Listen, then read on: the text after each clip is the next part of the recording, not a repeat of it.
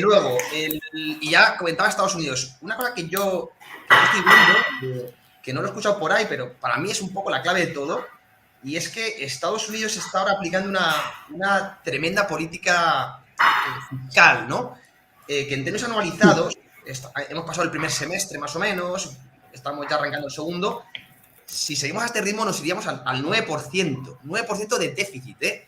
Esto es una salvajada que parece que se está normalizando. Claro, en estas condiciones, realmente estamos creciendo en base a deuda, o por lo menos manteniendo un poco el tipo en base a deuda, pues es muy difícil ver PIB en contracción, ¿no?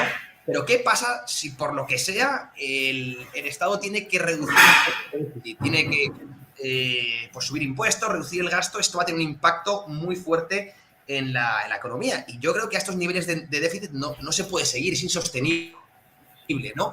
Entonces vamos a ver, porque desde mi punto de vista está un poco maquillado todo, insisto, por esta brutal política expansiva condicionada por ser año preelectoral.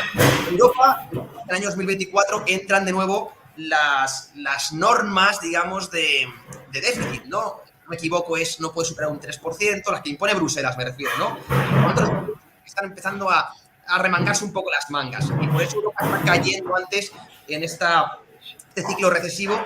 China más de lo mismo. China sí crece un 5%, pero bueno, estos niveles de crecimiento que si vemos solo la media fotografía pueden parecer muy buenos, pero al nivel de PIB per cápita, digamos, ¿no? De evolución que tiene China, son unos crecimientos paupérrimos. España, cuando estábamos, si comparamos un poco China con España, esos niveles de riqueza, España crecía por encima del 10%. Es decir, en China, a los niveles que está ahora de riqueza, un crecimiento del 5% es auténtica basura, por decirlo claro. Entonces, son problemas muy gordos los que tiene, ¿no?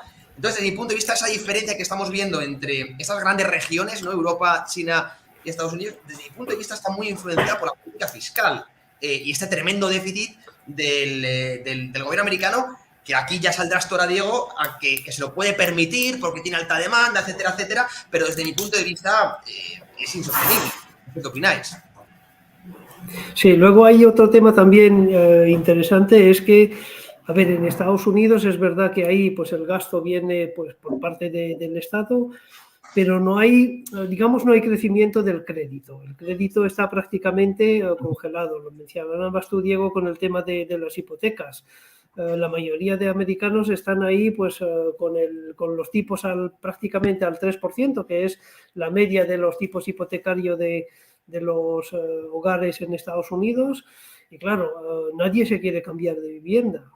El mercado hipotecario está totalmente congelado, salvo lo que son las nuevas viviendas, donde ahí sí que hay pues más actividad. Pero claro, aquí nadie se está moviendo y eso pues conlleva pues también una serie de problemas para sectores ligados al inmobiliario, porque no solo es la compraventa, todo, pues yo qué sé, si uno no cambia de vivienda, pues yo qué sé, pues el transporte pues ya se ve afectado y ya hay algunas empresas de transporte que han presentado quiebra en Estados Unidos, no necesariamente ligada con el tema hipotecario. Y luego el tema de los bancos es que no tienen ningún interés en dar crédito en estos momentos y de hecho se sigue viendo fuga de depósitos en los bancos medianos, con lo cual esa crisis bancaria en Estados Unidos, de la que hemos hablado mucho y que parece que pues ya se ha resuelto, no se ha resuelto la crisis bancaria. Sigue habiendo mucho dinero que sale de los depósitos de los bancos medianos hacia fondos monetarios. Y es un poco, a ver, la lógica, porque si digamos el fondo monetario te remunera más que el depósito, pues ¿para qué vas a mantener el dinero en depósito? Me va a decir, ¿y por qué no pasa esto en Europa? Porque aquí yo creo que en Europa el sistema bancario es distinto, ¿no?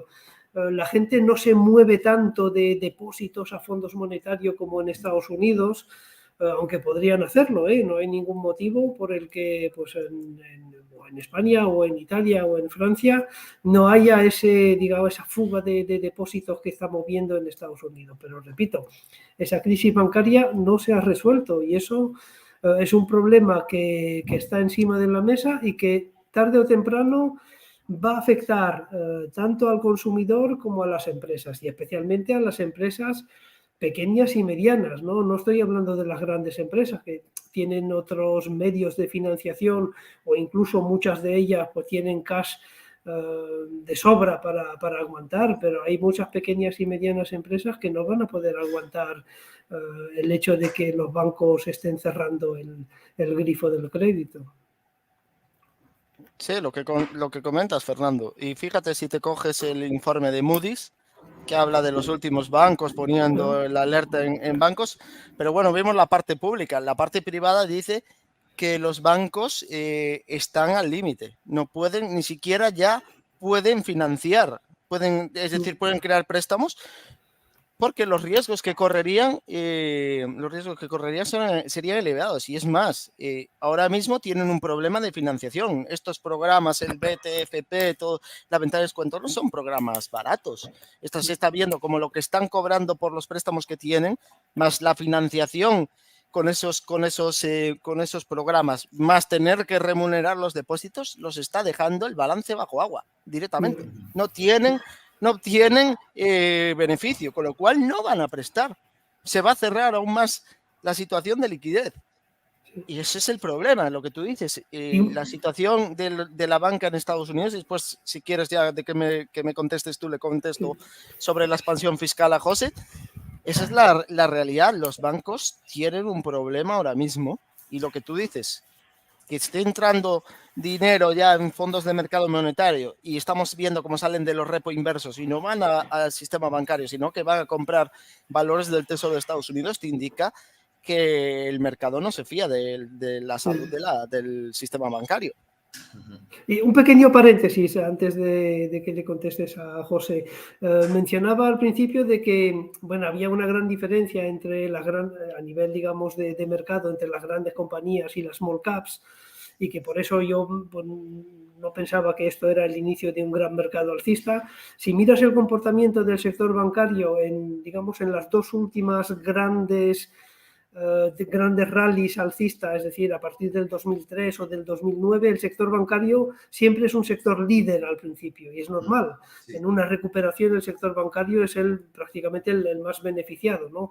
Aparte de que el sector tecnológico en algún caso u otro sector también lo pueden hacer bien. Pero el sector financiero siempre es un líder en las fuertes recuperaciones de los mercados.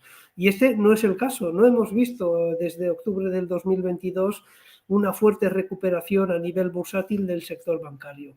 Y por eso es otro indicio de que aquí hay algo que huele mal, ¿no? Es verdad que las grandes tecnológicas lo han hecho bien, hemos tenido ahí pues todo el ruido sobre la inteligencia artificial y se han aprovechado de ello, pero hay algo que no me cuadra, digamos, en este escenario de esto es el inicio de un mercado alcista y hay que aprovecharse de ello y hay que invertir ahí pues sin mirar lo que uno compra. Entonces ahí también el comportamiento relativo del sector bancario también te indica que algo no va bien. Y para contestarle a José lo que hablaba del déficit fiscal en Estados Unidos, es que eso es. Esto muchas veces se centra la gente a la hora de hablar de que los bancos centrales tienen la máquina, pero la maquinita de imprimir, es la expansión fiscal. La expansión fiscal es déficit fiscal recaudando con pocos impuestos, con lo cual tú haces más emisión de dinero en la economía. Esta es la verdadera impresora real de la que muchas veces se hacen memes sobre Powell. Pero esa es la realidad y hay solo dos formas de que se cree dinero en la economía real, que es a través de expansión fiscal y a través de los bancos, pues dando crédito. Claro, los bancos están restringidos por riesgo de contraparte, con lo cual no pueden crear todos los préstamos que les diera la gana. Tienen unas propias restricciones propias de los bancos. El gobierno no tiene ni esa restricción y esto es la expansión fiscal. Es lo que tú dices, es lo que se está viendo. El déficit fiscal es esa cantidad ingente de liquidez que se está creando. Y esto sí que puede ir directamente a comprar acciones, activos, etcétera. Los bancos centrales con las reservas bancarias no es un dinero que se pueda usar realmente para comprar acciones. Sí que con los QEs crea un efecto de desplazamiento de las inversiones a riesgo, pero esto es diferente. Y si tú miras la expansión fiscal de Estados Unidos, coincide con las subidas del Standard & Poor's, es que siguen prácticamente muy similar. Entonces, claro, aquí tenemos al gobierno imprimiendo y el Banco Central intentando hacer política monetaria contractiva. Esto es un amago de dominancia fiscal, es decir, la política fiscal domina por encima de la política monetaria. Esto llega a momentos donde pues, se ha descontrolado absolutamente todo. Los gobiernos tienen que cubrir primero sus necesidades fiscales, con lo cual se produce impresión real de divisa, de moneda, es cuando se produce la maquinita le da. Y aquí hay otra cosa, lo que tú dices, los impuestos, José, estamos en MMT, los impuestos, y yo creo que ya llevamos bastante tiempo, pero los impuestos la gente debe creer cuando le dicen que los impuestos son para recaudar, y lo explica muy bien. Yo no estoy de acuerdo con las soluciones que dan los partidarios de la MMT, pero sí que describen muy bien cómo funciona el sistema. Y lo dicen claramente, los impuestos no tienen ningún afán recaudatorio. Tiene un afán de contrapeso cuando el gobierno hace demasiada expansión fiscal y crea demasiado dinero. Entonces se utilizan los impuestos para extraer ese exceso de dinero que han creado previamente con la expansión fiscal. Pero bueno, esos impuestos al final se cargan tejido productivo y esto es una pescadilla que se muerde de la cola. Hay que rellenar esa falta de productividad al quemar tejido productivo, y eso es la inflación. La inflación es un impuesto fiscal, y esto, bueno, este concepto de dominancia fiscal, que se lo he visto a Calomiris, recomiendo esa entrevista en Hidden Forces, porque lo explica muy bien. Al final describe muy bien lo que está pasando en Argentina, que es eso, de dominancia fiscal, como el gobierno al final absorbe absolutamente todo y tiene que, pues, a través de los impuestos, del impuesto fiscal, que es la inflación, es un impuesto más fiscal del gobierno, muy deseado por los gobiernos, y esto es un poquito a lo que habla Minsky del deudor Ponzi que no puede pagar ni principal ni intereses y necesita que el precio de sus activos suban. El precio de sus activos, pues son los impuestos, absolutamente para el gobierno. Y evidentemente, en un tuit que he visto hace poco de Joseph Wall, lo dije claramente, la inflación es un fenómeno político. Y esto es lo que tenemos que tener claro. Entonces, cuando se me habla, no es que la inflación está controlada, que sí que estamos viendo en el corto plazo deflación, como tú dices bien, sobre todo los precios al productor. Pero claro, el riesgo está latente y ya lo estamos viendo, lo que tú dices, las salvajadas que está haciendo Biden. Eso al final se va a pagar caro y se va a pagar con más inflación. Es lo que te decía, que esto de estar con déficit al 9% es que no es insostenible porque, claro, o sea, puede que haya demanda puede que Estados Unidos, el Tesoro pueda emitir bonos y que, bueno, encuentre demanda fuera de la propia Reserva Federal, que es otra cosa que habría que ver, ¿no? Sobre todo en la parte larga de la curva. Pero claro, es que el hecho de que tú tengas una moneda, yo siempre digo lo mismo, una moneda de reserva mundial, tiene ese privilegio, porque es un privilegio al fin y al cabo, pero luego tiene, digamos, el castigo de tener que hacer, o sea, qué hacer con ese dinero, ¿no? Hay que invertirlo bien. Mejorablemente si es por encima del interés que tienes que pagar, ¿no? Y es muy complicado estar buscando constantemente inversiones para ese nuevo dinero. Por lo tanto, es el gran privilegio y el gran castigo, le llamo yo, y Estados Unidos está cayendo en esa trampa. Es una trampa tremenda porque, bueno, es la trampa de deuda. Si nosotros vemos el crecimiento en Estados Unidos en una fotografía de muy largo plazo, vemos que cada vez tiene máximos decrecientes, por lo tanto está ahí conduciendo a una especie de zombificación, no tan abismal como Japón, pero creo que está llegando a ese espejo y que si sigue así va a acabar en la misma meta, ¿no? Y bueno, a mí me preocupa bastante, pero a corto plazo los políticos saben de aquí a mañana ha pasado, ya no saben ver, los políticos es de aquí a mañana y ya está, les da igual. Y Biden, como decía Keynes, ¿no? Mañana estaremos todos muertos. Pues Biden no le importa, lo que pasa mañana la explotará la bomba a otro y creo que está condenando desde mi punto de vista a Estados Unidos. Yo no soy nada favorable, y lo habéis comentado varias veces en el canal, a este nivel de sobreendeudamiento a pesar de la demanda, ¿eh? Y luego ya para cerrar un apunte que ha quedado con los bancos, ayer leía a Jim Bianco, que hace un hilo creo que muy interesante y lo recomiendo que lo leáis. Jim Bianco en Twitter le podéis encontrar. Y hablaba precisamente de lo que estaba diciendo Fernando y Diego, que siguen los problemas. Parece que nos hemos olvidado, marzo ha quedado lejos, caída de Silicon Valley Bank, Banca Nacional, pero es que la curva de depósitos sigue exactamente igual y hay una cosa clave, ¿no? Los repos inversos que se están generando no están yendo de nuevo al sector bancario, sino que están yendo sobre todo a comprar letras y la parte baja de la curva. Eso denota que hay que sigue habiendo desconfianza en la banca. ¿Desconfianza en qué? En que puedan quebrar bancos. Y todo esto a pesar de los programas, las ventanillas de descuento que ha hecho la Reserva Federal, que como bien dice Diego, sí, es un parche, pero que son caros, cuidado, que ir a por las reservas no es gratis y está provocando ya no crisis de liquidez, pero sí de solvencia, está degradando el balance de los bancos. Y el sector bancario es fundamental, ¿no? Entonces, estamos viendo cómo estamos viendo cómo se maquillan de alguna manera por esa expansión fiscal los datos macro, pero como van saliendo grietas por debajo, ¿no?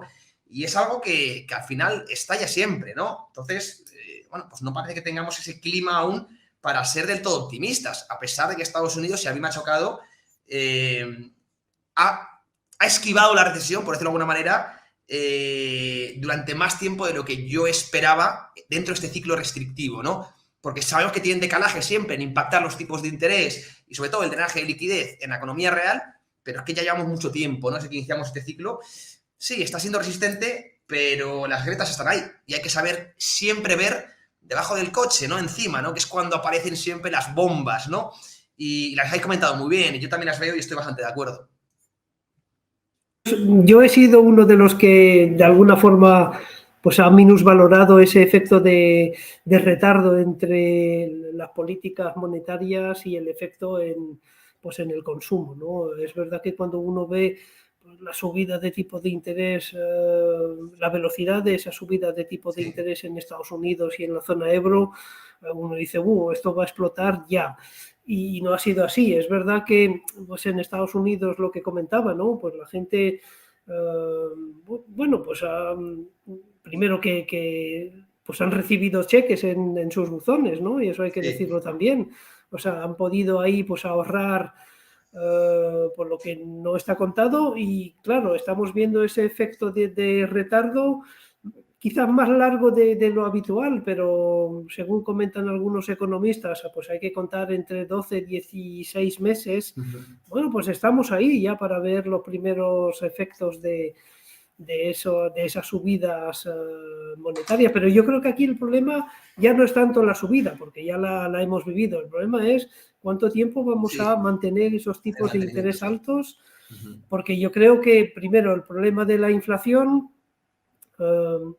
o se resuelve, digamos, creando una recesión, y creando una recesión evidentemente ahí pues llevas la inflación pues a terreno negativo.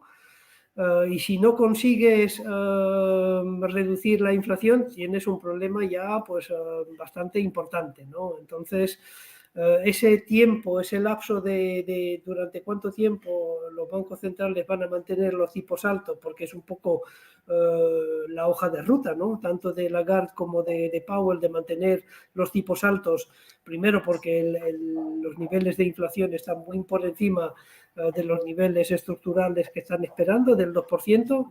De hecho, ya hay economistas que dicen que el 2% ya hay que olvidarse del 2%, hay que pensar en niveles más altos de inflación estructural, pero eso va a hacer mucho daño. No solo va a hacer daño la subida, digamos, espectacular que han tenido los tipos, pero el mantener esos tipos altos durante mucho tiempo también va a hacer mucho daño. Por eso yo digo que el soft landing, yo no sé si es una invención de los bancos centrales para tranquilizar a la gente, pero lo normal es que esto acabe en recesión pura y dura. Y por eso digo, y yo reconozco que me he equivocado, ¿no? A nivel digamos, de previsión bursátil, no me esperaba, digamos, esta subida que hemos tenido durante el año 2023, pero si pensamos en un escenario de recesión, los mercados no se van a comportar bien, y lo que se va a comportar bien, digo los mercados de renta variable, lo que se tendría que comportar bien es la renta fija. Y esos aumentos de tipos de interés a largo plazo, pues yo los aprovecharía para ir haciendo cartera pensando en un escenario de recesión, porque estoy convencido de que si viene recesión vamos a ver caídas de los tipos a largo. Entonces, No, me seguro, eso seguro. Y antes de que dejarte, Diego, comentabas una cosa, Fernanda, porque yo también, la verdad es que también, bueno, todo economista tiene que hacer pronósticos y muchas veces se equivoca, ¿no? Pero el trabajo del economista no es leer noticias, sino tratar de anticiparla, ¿no? Como siempre digo, no hay que mojarse. Y comentabas una cosa muy interesante, Diego, que es verdad que, sobre todo las hipotecas, ¿no? Ya el americano medio ha aprendido y sobre todo se está endeudando a tipo fijo, por lo tanto ya no le afecta tanto, ya más aprovechó la era de la gran moderación, se financió a tipos fijos y a más baratos, ¿no? Como dicen, un rayo no cae 2 veces en el mismo sitio, ¿no? Creo que aprendieron de la crisis subprime. En Europa no, curiosamente, o no tanto, pero ahora mismo en Estados Unidos, no sé si no, el 80% prácticamente de las hipotecas están a tipo fijo, es decir, entonces es normal que esta subida de tipos no haya afectado tanto a las hipotecas ya existentes. Otra cosa es a las nuevas, ¿no? Que es lo que a mí me ha sorprendido, sobre todo la nueva construcción de viviendas, a los promotores y a nueva demanda de hipotecas. Que esto sí que se tiene que ver afectado sí o sí, evidentemente, por esta subida tan agresiva de tipos y por lo que decía Fernando, el mantenimiento de la tasa terminal alta, ¿no? Y eso es lo que yo he valorado mal. Porque... Pero, José, perdona. Sí. Se está comportando bien la nueva vivienda porque no hay oferta. Es decir, la gente no se cambia de vivienda, con lo cual si tú quieres cambiarte de vivienda por trabajo o porque la casa ya se te ha quedado pequeña, no hay nadie que la venda. ¿Por qué? Porque nadie quiere vender, nadie quiere, digamos, abandonar los tipos hipotecarios al 3% que Claro. tiene. Entonces tiene que ir a la nueva vivienda. Por eso el sector de home builders, digamos, de construcción de vivienda, está en auge, está en máximos históricos, porque la gente se tiene que ir a nueva vivienda. El que quiere cambiar, el que quiere una nueva vivienda, tiene que ir a nueva construcción. Porque nadie se deshace, ¿no? Efectivamente, el mercado está congelado, totalmente congelado. Pues eso está manteniendo, como decías, un sector que además tiene efecto multiplicador, ya te lo he comentado muy bien, no solo la vivienda, sino materias primas, hostelería. Hay mucho sector que depende de la vivienda más allá del propio ladrillo, ¿no? Entonces es muy importante y veremos, pero claro, veremos en qué acaba todo esto, pero insisto, yo asumo el mea culpa también, no tanto a nivel bursátil, pero sobre todo a nivel macro. Sí que esperaba ver un estancamiento mayor en Estados Unidos del que hemos visto, pero bueno, los economistas siempre aprendemos, eso dice el dicho, ¿verdad? Fíjate, José, que aquí hay otra cosa que tampoco, si bien de lo que tú comentabas anteriormente, pero tampoco, mucha gente tampoco le está prestando atención. El ciclo de inventarios. Se ha creado tal distorsión durante la pandemia que fíjate lo que se me parece esto. Se me parece absolutamente un ciclo kitchen. Y se me parece un ciclo kitchen en el aspecto de que se han creado una serie de inventarios en la expectativa de que esto iba a ser la meseta de crecimiento permanente keynesiana, que esto iba a ser la leche, y las empresas han acumulado mucho inventario, previendo que esto no iba a durar para siempre. Claro, ahora tenemos, cuando tú estás en un ciclo kitchen, las características es que se crean retrasos en la información y en la toma de decisión de los agentes económicos. ¿Qué está ocurriendo? Fíjate, está ocurriendo una cosa curiosa. Está ocurriendo en Estados Unidos acaparamiento de trabajadores. Es un fenómeno en el que los empresarios deciden, si no contratar, sino mantener a los trabajadores, no echarlos, a pesar de que lo estamos viendo, como sus nuevos pedidos han estado viviendo de retrasos y como sus nuevos pedidos están cayendo. ¿Por qué? Porque piensan o tienen la percepción o están viendo en esas señales distorsionadas y totalmente atrasadas que a lo mejor no va a haber una recesión, que esto va a ser suave. Lo que dice Fernando, se están literalmente mandando ese mensaje constantemente. Claro, si un trabajador, tú piensas que no va a ser una recesión dura o que va a ser corta, pues evidentemente no te merece la pena despedir un trabajador porque volverlo a contratar se te hace muy caro. Y no solo eso, el coste de oportunidad. Es decir, tú echas a ese trabajador y a lo mejor te lo contrata otra empresa y tienes que formar a otro trabajador, que es dinero, tiempo, etcétera. Y evidentemente no quieren despedir. Y no quieren despedir porque están usando información totalmente retrasada. y absolutamente manipulada porque tenemos una economía que está hiperfinanciarizada. Y una economía hiperfinanciarizada que depende de la deuda, tú, lo decía Minsky, deudores Ponzi, necesitas que los precios de tus activos no paren de crecer para poder refinanciar deuda. Eso es la bolsa. La bolsa no es más que un mecanismo de refinanciación de deuda gigantesco, en constante. Y eso es lo que está ocurriendo. Y es por eso que todas estas distorsiones han llevado a muchos, incluso a mí a veces, decir o ver que hay recesión o que hay un riesgo de recesión cercano porque tenemos esas distorsiones que tanto si lo estás viendo, tantas personas que creen que se va a disparar la bolsa o creen que se van a hundir, cuando se dispara la bolsa se para y cae porque no hay un flujo de información exacto. Está todo muy distorsionado, viene todo muy atrasado, esa información, todo está muy distorsionado por todos los estímulos que se crearon durante la pandemia y claro, ahora hay una confusión absoluta incluso en las señales que vemos macroeconómicas. Estamos viendo cómo comercio y manufactura están en recesión absoluta. Están en recesión absoluta. En caso de Alemania, depresión directamente. Y si te fijas el PMI manufacturero de Suiza, cómo se cayó y se desplomó de forma gigantesca. Eso te indica, y viendo ahora, si bien es cierto que el BATIC estaba rebotando, pero vimos indicadores de comercio mundial en recesión y no ves lo mismo en el sector servicios. Sí. Yo siempre lo digo, cuando a ti te están dando información y sobre todo al consumidor, que es digamos, uno de los indicadores, diría yo, fundamentales, pero menos fiables, porque tú no verás a un consumidor yendo a ver indicadores macro o leyéndose informes. Ellos van a, incluso lo vimos en el 2008, lo vimos antes del corralito en Argentina, van a seguir consumiendo porque tienen la señal de que esto no va a empeorar y me pueden endeudar a tipos más altos porque, bueno, voy a poder mantener el empleo, hay pleno empleo, en Estados Unidos se está diciendo, y fíjate, José, y fíjate algo que se ve muy claro, que la gente no profundiza en el informe de empleo, fíjate lo que creció en el informe de empleo, fueron los empleos a tiempo parcial. Sí. Vemos cómo el temporal se desploma, el tiempo a tiempo total se desploma, las horas promedio de horas trabajadas se desploma. ¿Y por qué? Y esto es la clave que yo creo que la dio el CEO de que no me sabe, de una de las de Uber. De Uber, no me salía. Decía que se estaba sorprendiendo cómo había una demanda de trabajadores que tenían su empleo a tiempo completo, que necesitaban un empleo a tiempo parcial porque no les llegaba lo que cobraban para poder seguir sosteniendo el mismo nivel de vida. Algo que estamos viendo en las tarjetas de crédito. Y eso es un poco, yo creo que todas estas distorsiones es las que están llevando a que se vean que a lo mejor estamos en un ricitos de oro. Sí, sí, ahí hay trabajos interesantes. Por ejemplo, estoy pensando en lo que hace Michael Cantro, que intentan ver, digamos, indicadores adelantados, por ejemplo, a nivel de empleo, lo que tú comentabas de las horas trabajadas, de la temporalidad de los trabajadores, del hecho de que pues, un trabajador puede tener varios trabajos, que eso, digamos, la estadística tradicional no lo refleja de una forma correcta, ¿no? Sí.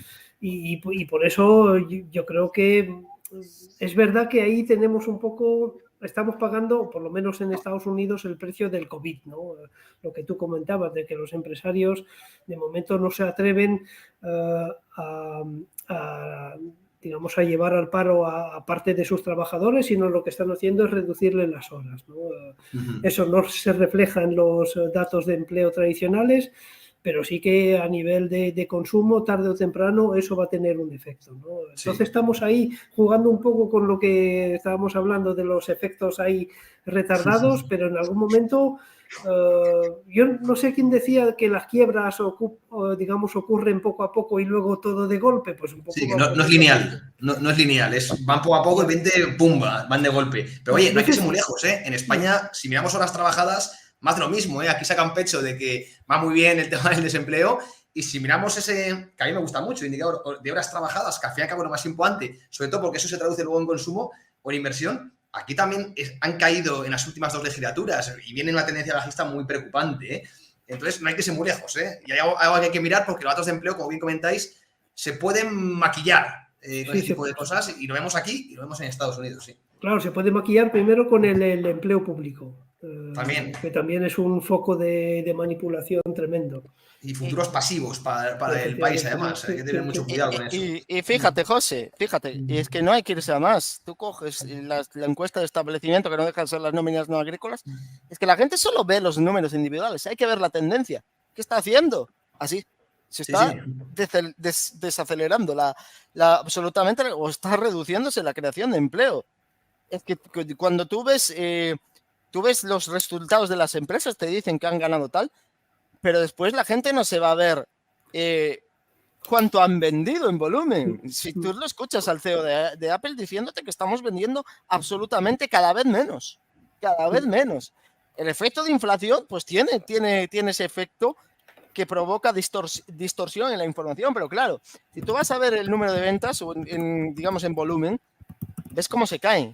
Lo mismo ocurre en las exportaciones y las importaciones. Vemos el efecto de inflación, pero cuando vamos a ver el efecto de volumen, vemos cómo se cae. Sí. Vemos cómo realmente la gente está pagando cada vez más por tener menos o por conseguir menos.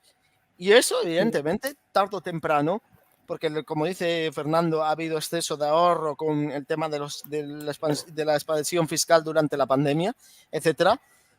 Y eso va a tener sus efectos. Y decía Fernando que las quiebras se producen despacio y de golpe. Las crisis al principio parece un soft landing hasta que acaban siendo un hard landing.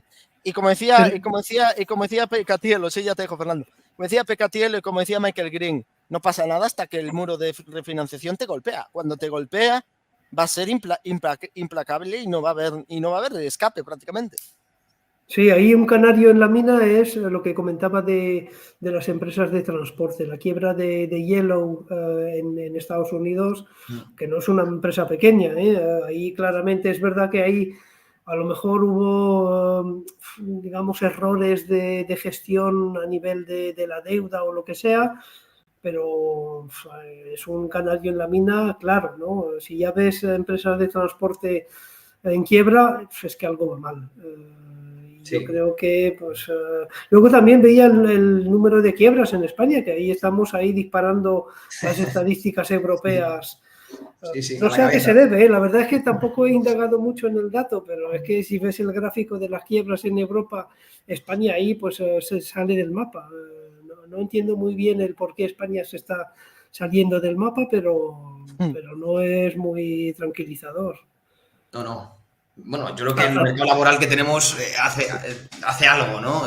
Creo que es el peor, de los peores, con el griego, el peor de Europa. Y esto es un ciclo que a todos nos ha parecido complejo. Los ciclos económicos no son iguales nunca, ¿no? Pero este en particular, y esto hay que ir adaptándose, ¿no? Porque la economía es dinámica y cambia, y tenemos que valorar todas estas nuevas dinámicas, ¿no? Sobre todo después del COVID, de estas políticas monetarias nuevas. Entonces no podemos ya fijarnos en los ciclos previos, ¿no? Y tenemos que ir pues cogiendo estos nuevos tips, ¿no? Sin embargo, hay una cosa que sí que es típica de cada ciclo, y lo habéis comentado, que ha caído y siempre va primero en ese orden, la manufactura, la industria, está hundida, esto en prácticamente todo el mundo, y ya luego suele, por efecto multiplicador, ir a los servicios. Esto es subida de tipos de interés, afecta más a los bienes duraderos, evidentemente, y luego pues estas industrias, ¿no? De bienes duraderos, maquinaria, inmobiliario, pues acaban reduciendo el consumo y acaba llegando al servicio, ¿no? Es el clásico ciclo económico, lo estudia muy bien la escuela austríaca. Y también por un cambio en los comportamientos en las pautas de consumo, ¿no? En el COVID no olvidemos que al principio se consumieron muchos bienes porque nos metieron a todos en nuestra casa y luego una vez nos dejaron salir de nuestras casas, se tiró mucho a los servicios. Por lo tanto, es normal que haya ido con cierto retraso o que esté yendo con cierto retraso la economía de servicios, pero si el ciclo es normal y todos los que hemos estudiado el ciclo lo entenderemos, acabar llegando también el hundimiento o pues, por lo menos el estancamiento también a los servicios que de momento se mantienen, pero yo de momento.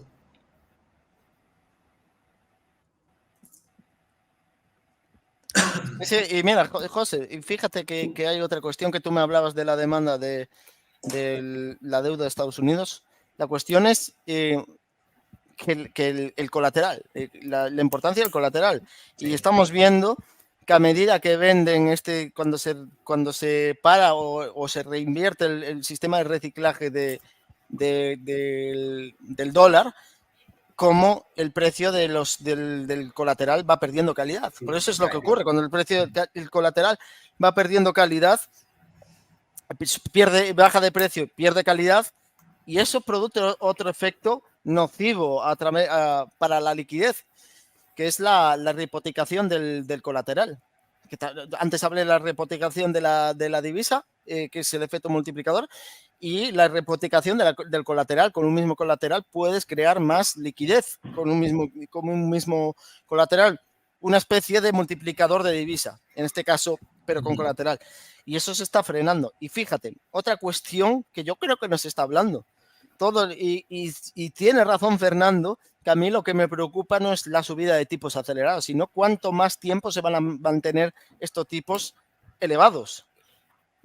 Ahí es cuando empiezan los problemas. Los problemas no es cuando la FED está subiendo tipos, sino cuando los frena, para y los mantiene altos mucho tiempo, porque eso te va a golpear en la financiación. Fíjate, otra cosa que nos está hablando, la emisión de deuda no a corto plazo del Tesoro, sino a más largo plazo, es decir, 30 años, 20 años, 10 años. Eso tiene un efecto de drenaje de liquidez más grande aún, mucho más elevado. Y ahora no estamos viendo con lo que está haciendo la Reserva Federal, el Tesoro, con la emisión de deuda a corto plazo, no estamos viendo lo de drenaje de liquidez, parece que está metiendo más liquidez, que es otra cuestión, José, que fíjate, muchos de los ciudadanos han metido su dinero en fondos de mercado monetario. Entonces, a medida que suben los rendimientos, reciben liquidez extra. Es que eso es otro tema que, bueno, esto se lo voy a decir a Warren Mosler, uno de los defensores de la teoría monetaria moderna, y lo dice y tiene razón.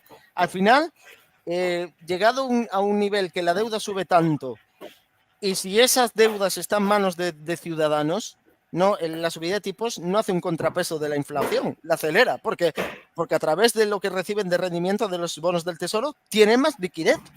Tienen absolutamente más liquidez. Es menos del que congelas, ¿no? Exacto. Yo he escuchado varias veces y, bueno, es una teoría que quiero indagar más, pero no estoy del todo de acuerdo. Claro, y esto, fíjate que ha salido una noticia hace poco que lo confirma. Muchos de los ciudadanos se han metido han dejado de tener depósitos en bancos y lo han pasado a fondos del mercado monetario porque les está dando mucha liquidez.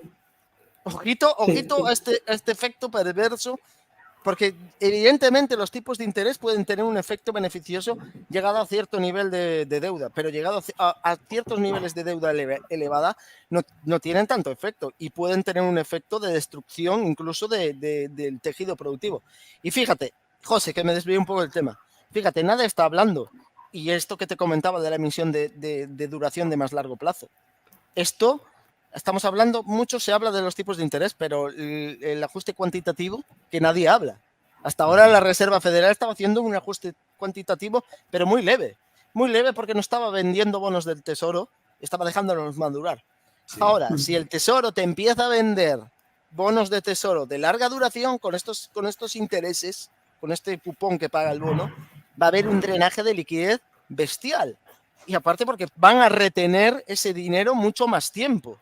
Ese dinero se va a ir mucho más tiempo retenido a valores del Tesoro. Esto ya sí que es un ajuste cuantitativo duro. Aquí ya estamos en un ajuste cuantitativo duro que puede crear unos efectos mucho más dolorosos de los que hemos visto ahora mismo. Sí, ahí Michael Howell seguro que te dará bastantes pistas. Inversión, bolsa, criptomonedas. Te contamos la actualidad que mueve los mercados.